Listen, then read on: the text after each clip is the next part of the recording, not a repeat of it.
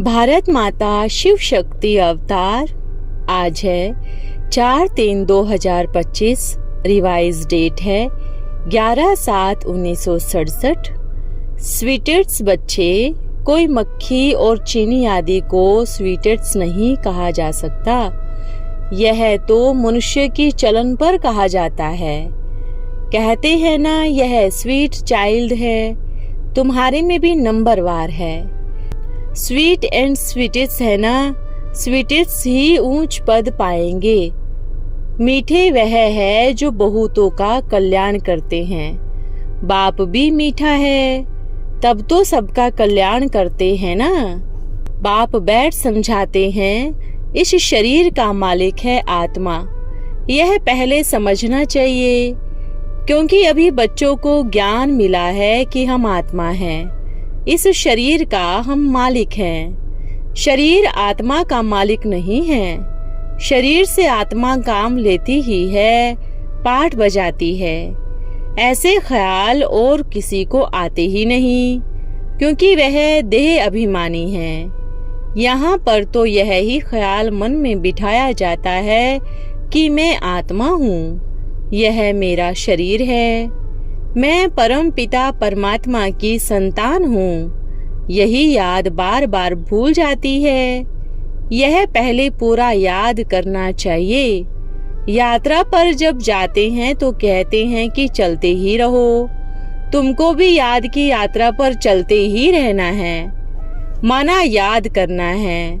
याद नहीं करते तो गोया कि यात्रा पर ही नहीं चलते। देह अभिमान आता है तो देह अभिमान से कुछ न कुछ विकर्म हो जाते हैं। ऐसे भी नहीं कि मनुष्य सदैव विकर्म करते ही रहते हैं, फिर भी कमाई तो वहाँ हो जाती है ना। इसमें जितना हो सके याद की यात्रा में ढीला नहीं पड़ना चाहिए। एकांत में बैठकर अपने साथ विचार सागर मंथन करके पॉइंट निकालने होते हैं। कितना समय हम बाबा की याद में रहते हैं। मीठी चीज की याद आती ही रहती है ना। कुंवारी को कन्या मिलती है तो वह बहुत मीठी चीज हो जाती है। कितने लव से याद करते हैं, देह में लव जाता है। बच्चों को समझाया गया है कि सभी मनुष्य मात्र एक दो को नुकसान ही करने वाले हैं। सिर्फ टीचरों की ही बाबा सराहना करते हैं कि उनमें से कोई कोई टीचर खराब भी होते हैं। नहीं तो टीचर माना मैनेजर, सिखाने वाला। जो रिलीजियस माइंड, अच्छा स्वभाव होते हैं, उनकी फिर चाल भी अच्छी होती है। बाप शराब आदि पीते हैं तो बच्चों को भी रंग लग जाता है। इसको ही कहा जाता है खराब सोहबत। क्योंकि रावण राज्य है ना, राम राज्य था जरूर, परंतु वह कैसे था वह मीठे बच्चों तुम ही जानते हो। स्वीट होम, स्वीटेस्ट होम कहा जाता है। बाप की याद में रहकर ही तुम पवित्र बनते हो और बनाते हो। बाप पतित सृष्टि में आते हैं, सृष्टि में मनुष्य ही रहते हैं। जबरदस्ती कोई सृष्टि थोड़े ही कहेंगे। सृष्टि में मनुष्य, जानवर, घोड़े, गाड़ी आदि सब कुछ होते हैं। मनुष्य के लिए तो सब कुछ चाहिए ना। यह सृष्टि का चक्र फिरता ही रहता है। बच्चों को आदि से लेकर अंत तक सारा याद रखना है। मनुष्य को तो अनेक प्रकार के चित्र याद आते हैं, मेले मलाकड़े आदि याद आती है। वह सब है हद के, तुम्हारी है बेहद की याद। बेहद की खुशी, बेहद का ध्यान, बेहद का बाप है ना। हद के बाप से हद का ही वर्षा मिलता है। बेहद के बाप से बेहद सुख मिलता है। सुख होता ही है धन से। धन तो वहाँ पर अपार है। सब कुछ सतो प्रधान है वहाँ पर। तुम्हारी बुद्धि में है कि हम सतो प्रधान थे, फिर बनना है। यह भी तुम अभी ही जानते हो। मनुष्य तो घोर अंधेरे में है। तुम्हारे में भी नंबरवार है। स्वीट एंड स्वीटेट्स है ना।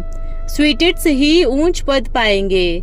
स्वीटेट्स ही वह है जो बहुतों का कल्याण करते हैं। बाप भी मीठा है, तब तो सबका कल्याण करते हैं ना।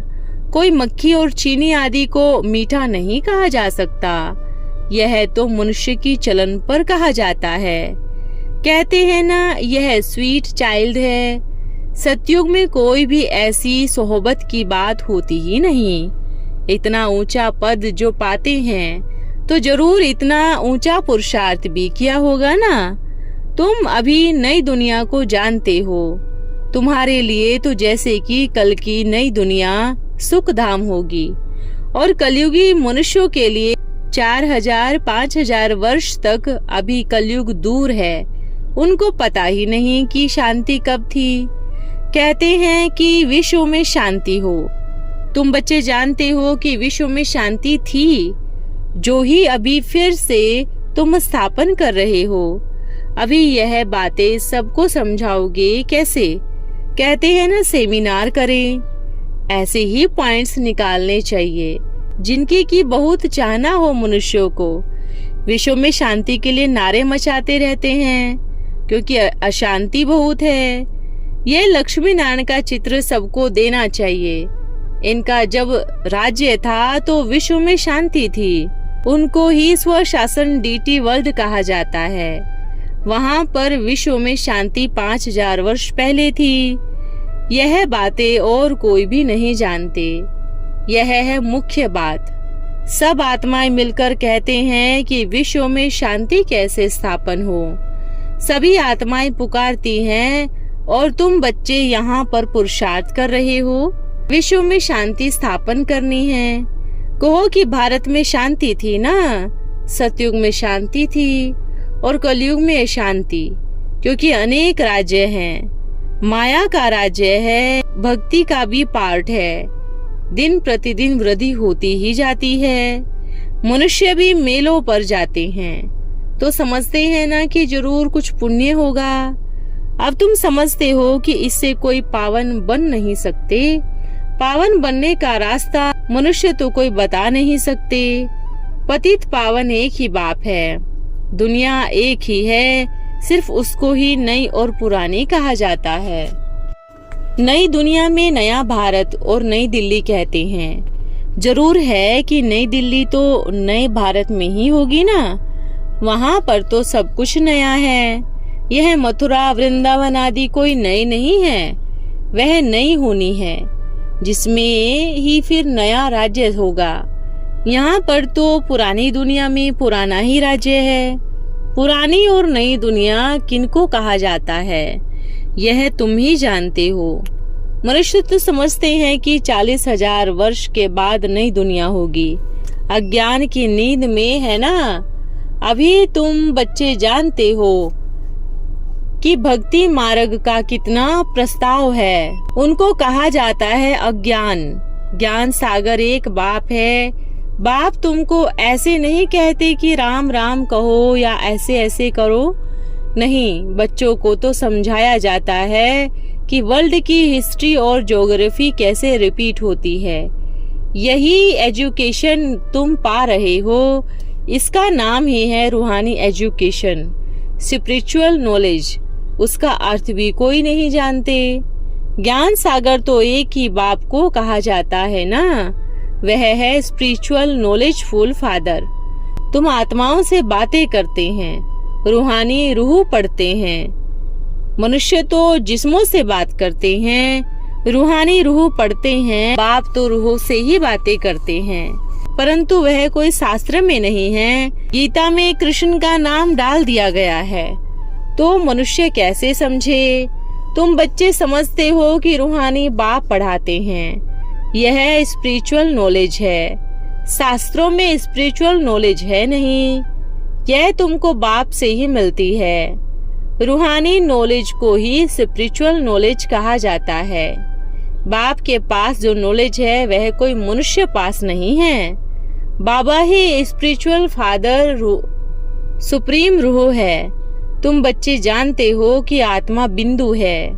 वह हमको पढ़ाते हैं। हम आत्माओं को बाप पढ़ा रहे हैं, तो भूलना नहीं चाहिए।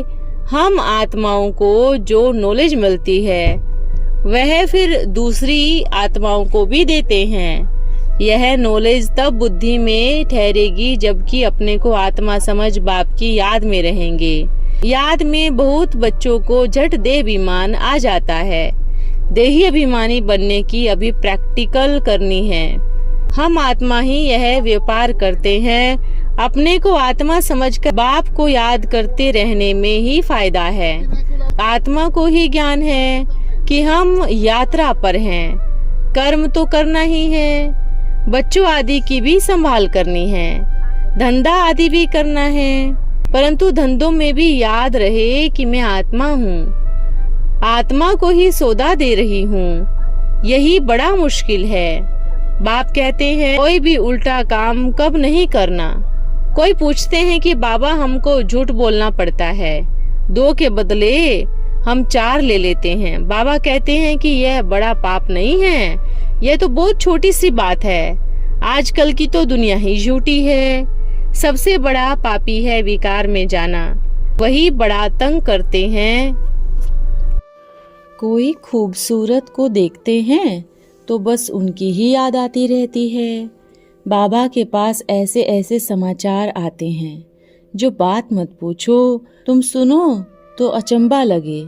सेंटर पर आते हैं समझने के लिए, फिर पढ़ाने वाले टीचर पर भी फिदा हो जाते हैं। देखो तो कितना शैतान है। दुनिया में झूठ तो बहुत है ना। कहते हैं कृष्ण भगवान की भी 16,108 पटरानियां थी।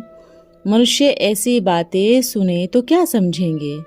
ऐसी ऐसी कहानी बैठकर बनाई है तो झूठ ही झूठ है ना। द्वापर से लेकर यह शास्त्र शुरू होते हैं। जब रावण राज्य होता है, अब फिर यहाँ पर तुम बच्चों को पावन बनना है। यहाँ पढ़ाई और पालना मिलती है। पहले ब्राह्मण लोग जाकर राखी बांधते थे, आजकल तो राखियाँ भी कैसे फैशनेबल बनाते हैं। वास्तव में है अभी की बात। तुम बाप से प्रतिज्ञा करते हो कि हम कब विकार में नहीं जाएंगे। आपसे विश्व का मालिक बनने का वर्षा मिलता है। बाप कहते हैं 63 जन्म विषय वासना नदी में गोते खाते हैं, अब तुमको क्षीण सागर में ले जाते हैं, शिवालय में ले जाते हैं। वहां पर तो अथाह सुख है। अभी यह अंतिम जन्म है। आत्माओं को पवित्र बनाओ। क्या बाप का कहना नहीं मानोगे? ईश्वर तुम्हारा बाप कहते हैं कि मीठे बच्चों विकार में नहीं जाओ। जन्म जन्मांतर के पाप सिर पर हैं, वह मुझे याद करने पर ही भस्म होंगे। कल्प पहले भी यह तुमको शिक्षा दी थी। बाप गारंटी भी करते हैं, जब तक कि तुम भी गारंटी करते हो कि बाबा हम आपको याद करते रहेंगे। इतना याद करते रहो जो कि शरीर का भी भान ना रहे। सन्यासियों में भी कोई तो बहुत तीखे ब्रह्म ज्ञानी होते हैं, वह भी ऐसे ही बैठे बैठे शरीर छोड़ देते हैं। यहाँ पर तो तुमको बाप सजाते हैं, समझाते हैं कि पावन बनकर जाना है। वह तो अपनी ही मत पर चलते हैं। ऐसे नहीं कि वह शरीर छोड़कर कोई मुक्ति जीवन मुक्ति में जाते हैं, नहीं, आते तो फिर भी यहाँ पर ही है, परंतु उनके फॉलोअर्स समझते हैं कि वह निर्वाण गए। बाप समझाते हैं कि एक भी वापस नहीं जा सकता, कायदा ही नहीं है। झाड़ वृद्धि को तो जरूर पाना है। अभी तुम संगम युग पर बैठे हो और मनुष्य सभी है कलयुग में। तुम देवी संप्रदाय बन रहे हो, वह है आसुरी संप्रदाय में। जो तुम्हारे धर्म के होंगे वह आते जाएंगे। देवी संप्रदायों का भी वहां पर चित्र है ना। यहाँ बदलते फिर और धर्मों में चले गए, नहीं तो वहां पर जगह कौन भरेगा। जरूर वह अपनी जगह भरने फिर आ जाएंगे। जो ऊपर में जगह मिली हुई है वहां पर ही जाना होगा। तुम्हारे पास तो मुसलमान आदि भी आते हैं ना, बड़ी खबरदारी रखनी होती है। फट कहेंगे कि यहाँ पर दूसरे धर्म वाले कैसे आते हैं। इमरजेंसी में तो बहुतों को पकड़ते हैं, फिर पैसे मिलने पर छोड़ देते हैं। रावण राज्य है ना, जो कल्प पहले हुआ था वह तुम अभी देख रहे हो। कल्प पहले भी ऐसे ही हुआ था। जबकि बाप बच्चों को नॉलेज देते हैं। उनके लिए है कलयुग, तुम्हारे लिए है पुरुषोत्तम संगम युग। अभी मनुष्य से देवता ऊंचे पुरुष बनते हो। यह है मोस्ट प्यारे ब्राह्मणों का कुल। इस समय बाप और बच्चे रूहानी सेवा पर हैं। कोई को भी बाप का परिचय देकर श्रीमत पर चलना सिखा देना, यही रूहानी सेवा है। कितना कल्याण होता है। बाप कल्याण करते हैं तो बच्चों को भी मदद देनी चाहिए।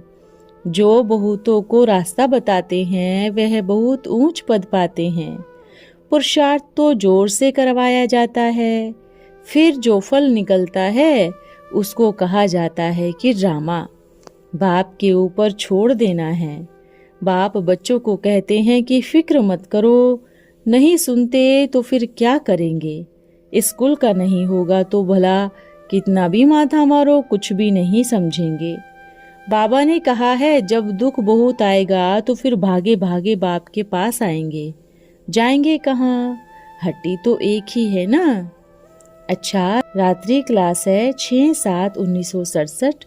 जो बच्चे बाप दादा पास फ्रेश होने आए हैं उनको बाप दादा कहते हैं कि कोई भी संशय हो, कुछ ना समझे हो, अंदर में कोई बात पूछने जैसी हो, वो अगर ना पूछते तो नुकसान अपने को ही पड़ता है।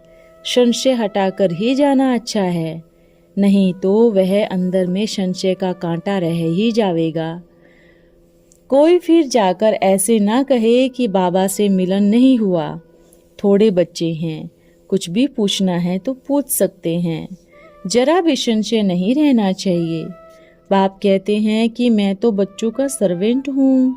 बच्चों को पावन दुनिया का मालिक बनाने के लिए आया हूँ। कोई भी बात में झूठ बोलना वह भी पाप है। झूठ से अगर किसी का कल्याण होता है तो वह पाप नहीं है। अभी तुम बच्चे स्वराज्यवासी बन रहे हो। सदगति में जाने के लिए पुरुषार्थ कर रहे हो। स्वर्ग में जाने के लिए कब कोई पुरुषार्थ करते नहीं हैं। नाम मात्र ही कह देते हैं कि स्वर्गवासी हुआ।